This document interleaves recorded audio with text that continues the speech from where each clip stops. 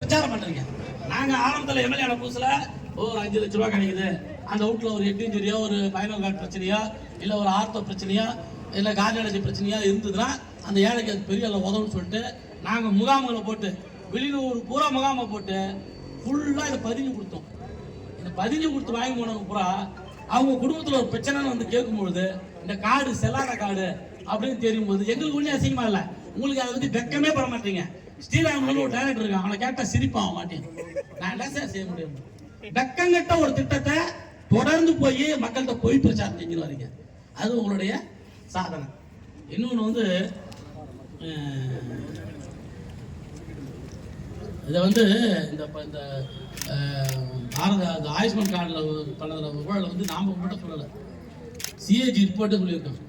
7.5 லட்சம் பேருக்கு சிங்கிள் ஒரு ஃபோன் நம்பரை கனெக்ட் பண்ணி பெரிய ஊழல் நடந்து போச்சு. நான் சொல்லலை, உங்களுடைய மத்திய அரசுடைய சிஏஜி ரிப்போர்ட் தணிக்கை குழுவுடைய ரிப்போர்ட் சொல்லுது, அதையும் நீங்க பெருமை வச்சு சொல்றீங்க.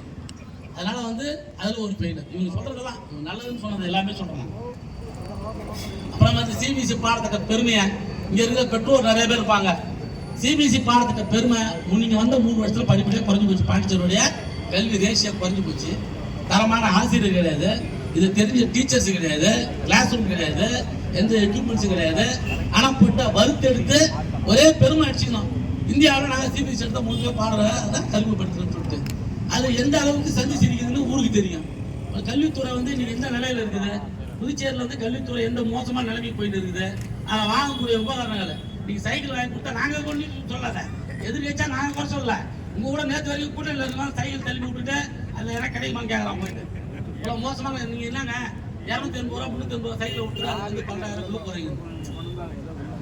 ஈய பித்தரைக்கு பேச்சு மாறலாம் போயிட்டு எங்க நாங்கள் சொல்லல.